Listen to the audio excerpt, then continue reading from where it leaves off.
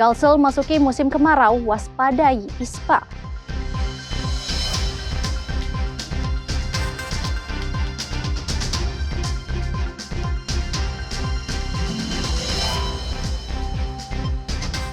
Waspada kebakaran permukiman marak.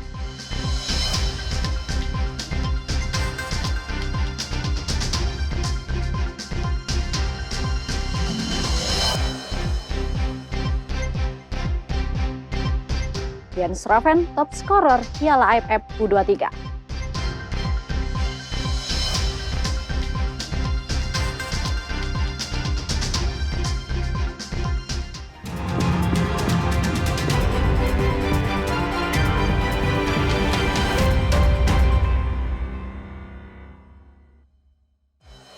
Halo, selamat pagi saudara. Senang kembali berjumpa dengan Anda di Kompas Kalsel hari ini, Jumat 1 Agustus 2025. Selain 3 sorotan utama tadi, kami juga memiliki beragam sajian informasi menarik lainnya. Bersama saya Revi Hamudiana, selama 30 menit akan menemani pagi hari Anda. Hanya di Kompas TV, independen, terpercaya.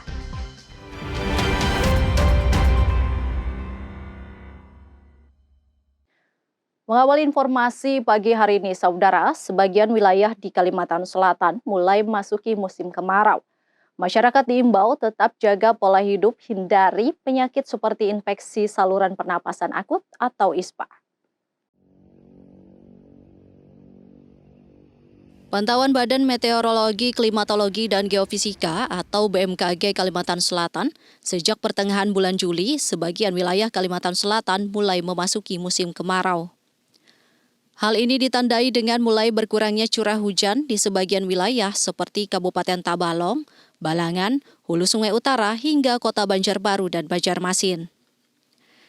Diprediksi puncak musim kemarau di Kalimantan Selatan secara umum akan terjadi pada Agustus. Namun di wilayah timur tanah laut, sebagian tanah bumbu dan Kota Baru akan terjadi pada Oktober mendatang.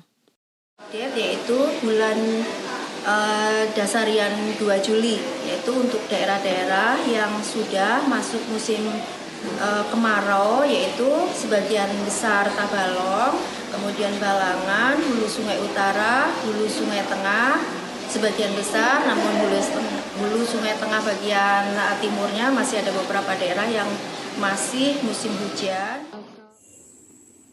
Sementara, Kepala Dinas Kesehatan Kota Banjarbaru mengatakan, memasuki musim kemarau penyakit ISPA menjadi ancaman yang dapat menjangkit warga. Kalau untuk yang lonjakan belum ada dilaporkan, artinya kan yang kasus ISPA pastinya ada. Ya, artinya yang kunjungan ke puskesmas, rumah sakit itu kalau untuk ISPA ada. Tapi kalau untuk lonjakan yang bermakna belum dilaporkan. Diharapkan masyarakat terus menerapkan pola hidup bersih dan sehat memasuki cuaca panas agar terhindar dari penyakit. Nabila Seva, Kompas TV Banjarbaru, Kalimantan Selatan. Meminimalisasi potensi kebakaran hutan dan lahan di Kalimantan Selatan, koordinasi pemerintah daerah hingga pusat diperkuat. Sejumlah langkah strategis segera dilakukan.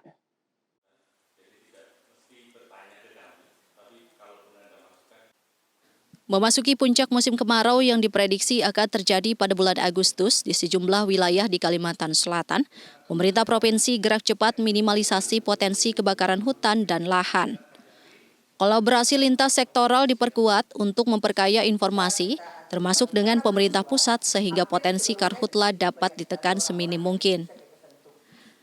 Saat ini terdapat 2 kabupaten dan kota di Kalimantan Selatan yang berstatus siaga karhutla, yakni Kabupaten Hulu Sungai Selatan dan Kota Banjarbaru. Bahwa kita itu satu, tidak ada lagi tuh pusat daerah, di daerah ada bagian apa enggak. Yang terpenting kita satu itu pertama tentukan identifikasi persoalannya sehingga potensi terjadinya kebakaran itu ditekan seminim mungkin. Kepala Balai Pengendalian Kebakaran Hutan di wilayah Kalimantan Selatan menjelaskan ada 4 hal yang menjadi fokus utama untuk dilakukan. Di antaranya pembasahan di Ring 1 Bandara Syamsuddin Nur, status siaga karhutla tingkat provinsi, apel siaga hingga usulan operasi modifikasi cuaca. Kita itu yang pembasahan atau perendaman ring 1. Nah, nanti ditindaklanjuti. Kemudian yang ring 1 landasan urin ya. Kemudian yang kedua status siaga untuk tingkat provinsi. Mudah-mudahan nanti kita kawal ke depan. Kemudian yang ketiga itu apel siaga. Tadi disampaikan Ibu Kadis. Menurutnya 4 hal konstruktif itu penting dilakukan sebagai upaya antisipasi karhutla saat memasuki puncak musim kemarau. Nabila Seva, Kompas TV Banjarbaru, Kalimantan Selatan.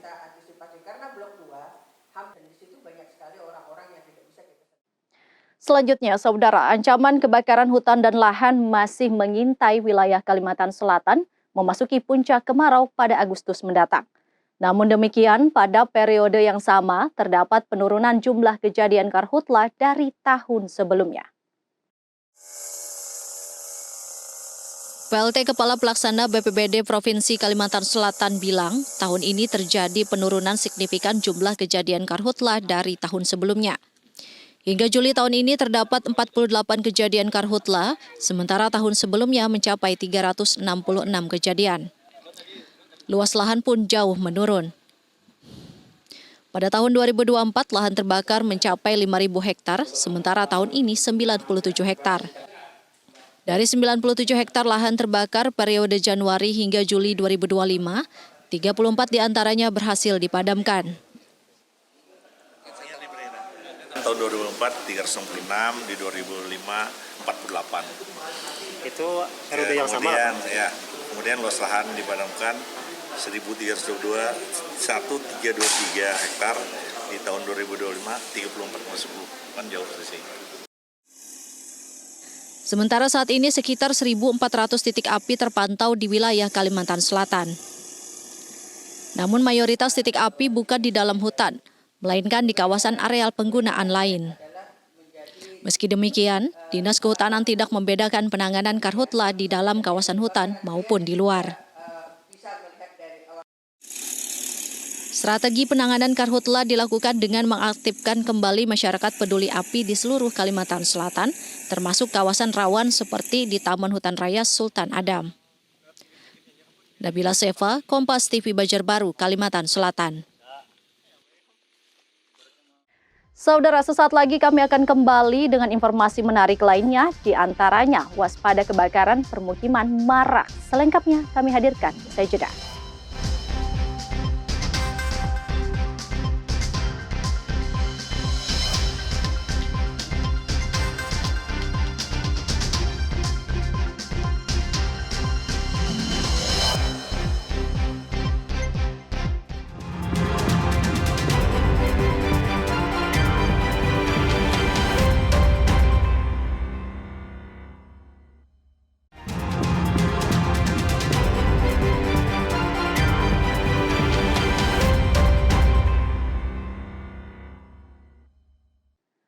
Terima kasih Anda masih bersama kami, saudara.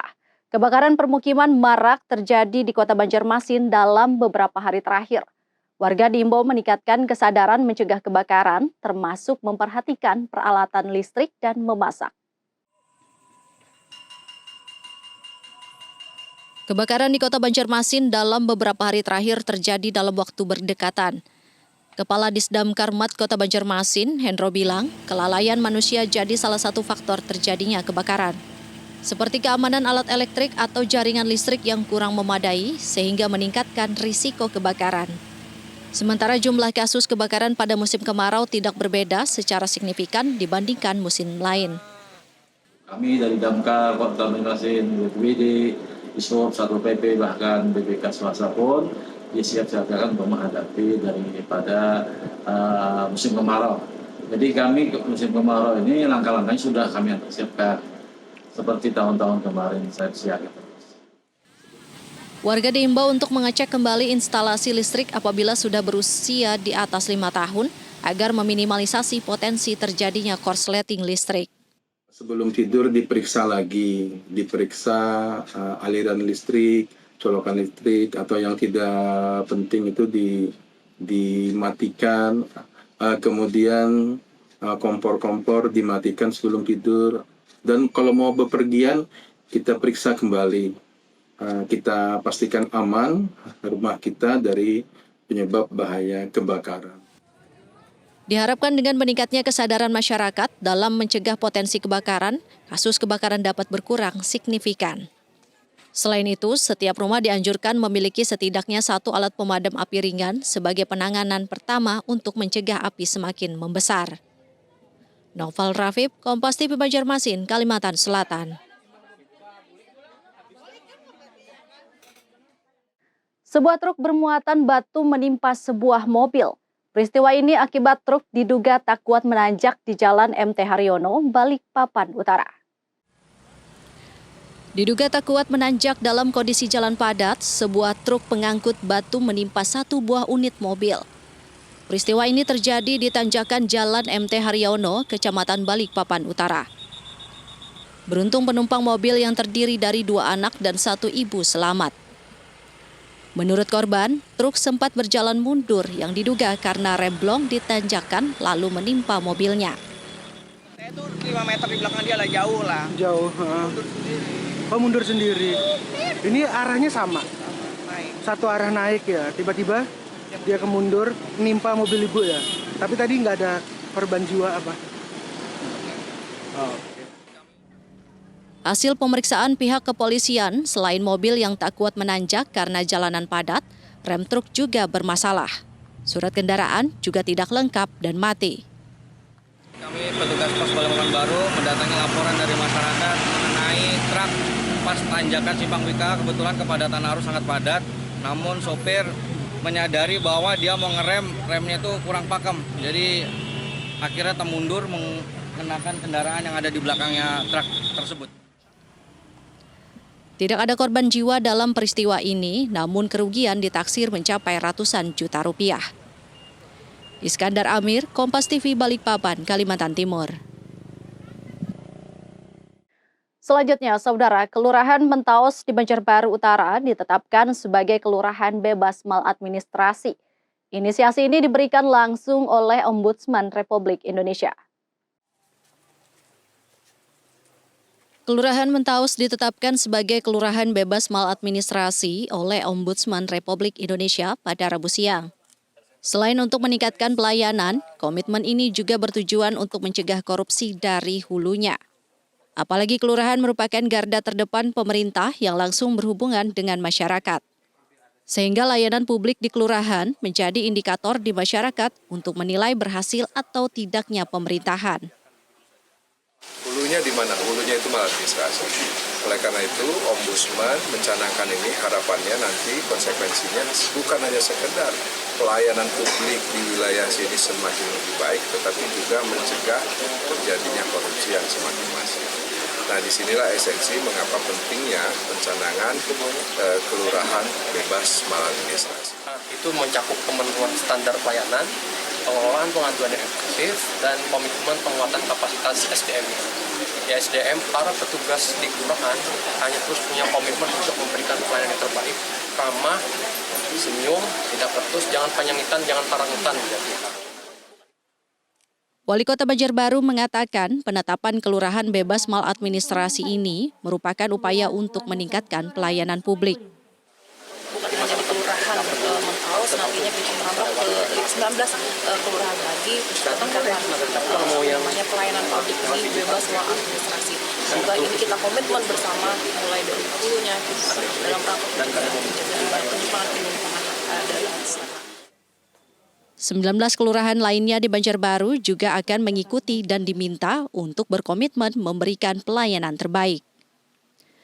Nabila Seva, Kompas TV Banjarbaru, Kalimantan Selatan.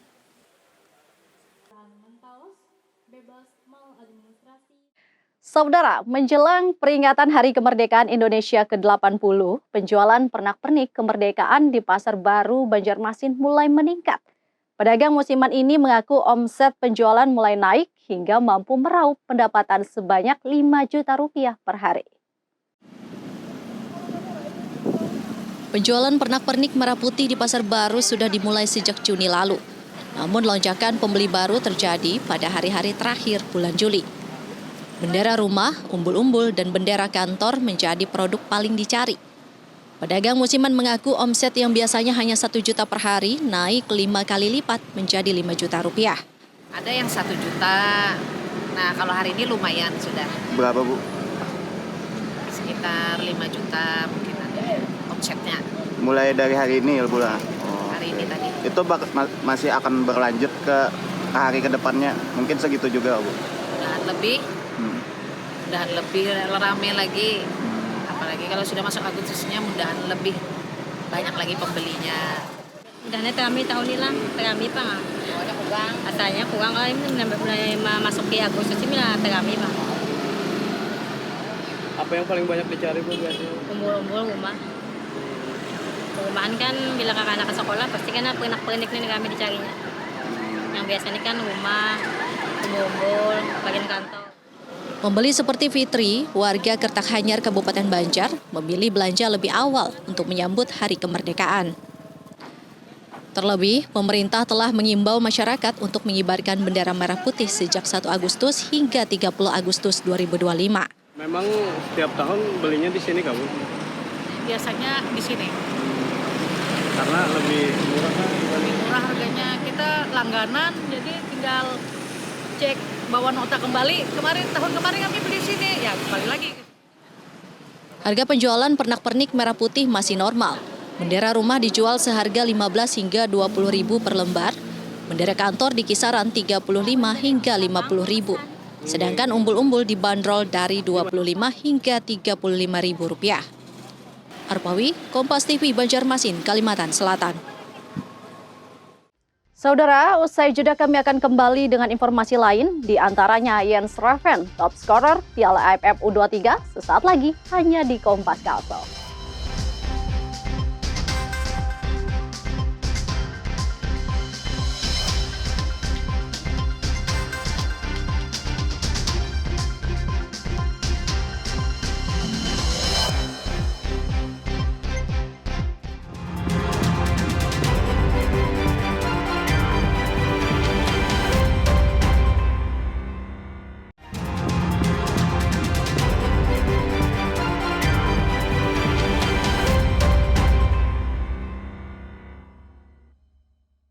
Terima kasih Anda masih bersama kami, Saudara. Kekalahan Garuda Muda di final Piala AFF U23 setidaknya mendapat hiburan dari sang bomber Jens Raven yang dinobatkan sebagai pencetak gol terbanyak pada turnamen ini. Tak hanya itu, Saudara, sang kiper Muhammad Ardiansyah juga terpilih menjadi kiper terbaik. Bomber Garuda Muda Jens Raven tampil garang di lini serang skuad Garuda.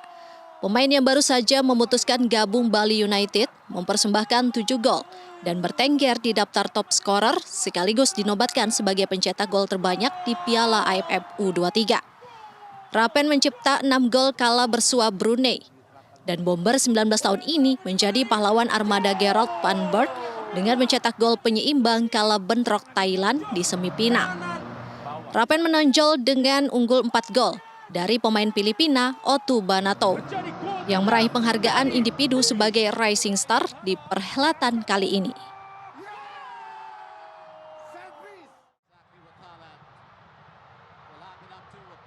Tak hanya Jens Raven, kiper Indonesia U23 Muhammad Ardiansyah juga mendapatkan penghargaan individu pada turnamen ini. Aksi heroiknya menjaga palang pintu terakhir skuad Garuda Muda membuat kiper PSM Makassar ini dinobatkan sebagai kiper terbaik. Penampilan luar biasa juga ditunjukkan talenta 22 tahun ini kala duel melawan Thailand di semifinal. Tampil heroik hingga drama adu penalti, Ardiansyah didapuk sebagai man of the match pada laga itu.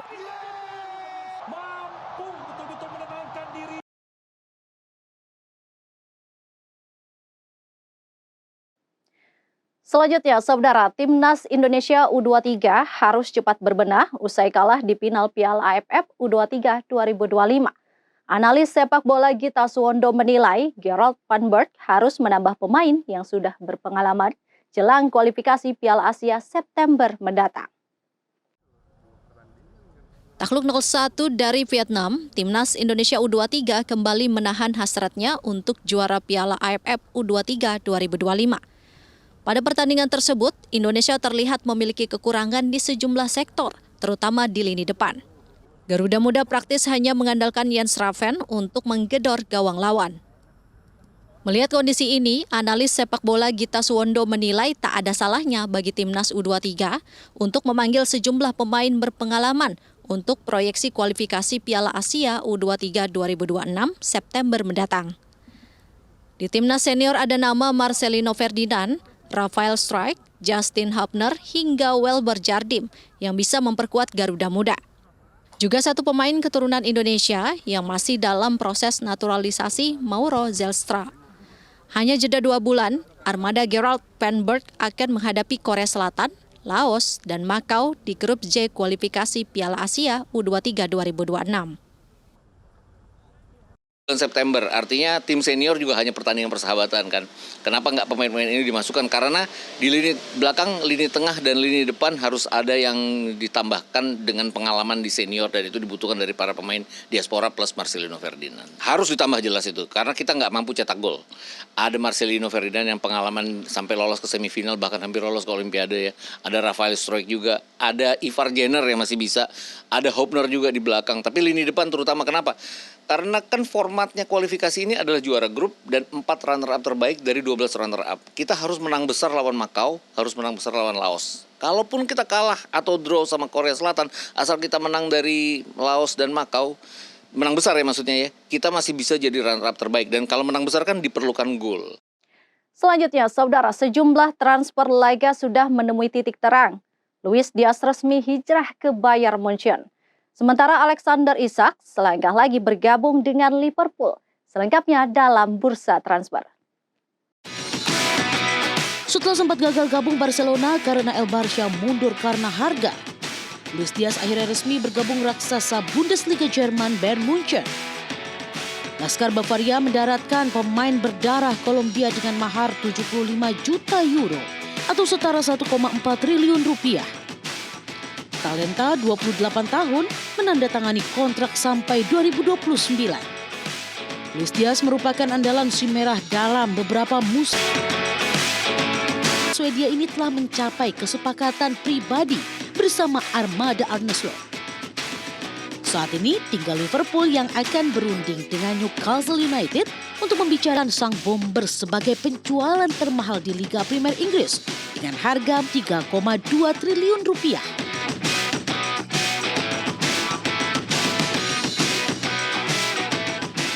Sejumlah klub Liga Arab Saudi kini tengah memantau situasi striker Barcelona, Robert Lewandowski. Kontrak penyerang 36 tahun ini memang akan habis pada tahun depan. Bersama El Barça, ketajaman Lewandowski memang tak berkurang. Pada musim lalu, talenta asal Polandia mengemas 42 gol dalam 52 laga bersama Laskar Catalonia. Meski Lui mengaku kerasan di Barcelona, apabila harga yang ditawarkan menggiurkan, nampaknya El Barça akan melepas sang bomber untuk menyegarkan kondisi keuangan. Selain itu, Laskar Catalonia harus menyeimbangkan neraca keuangan klub dan masih memiliki opsi lain di lini pendobrak. Darah muda seperti Ferran Torres, Dani Olmo, dan Marcus Rashford akan menjadi suksesor di lini penyerangan.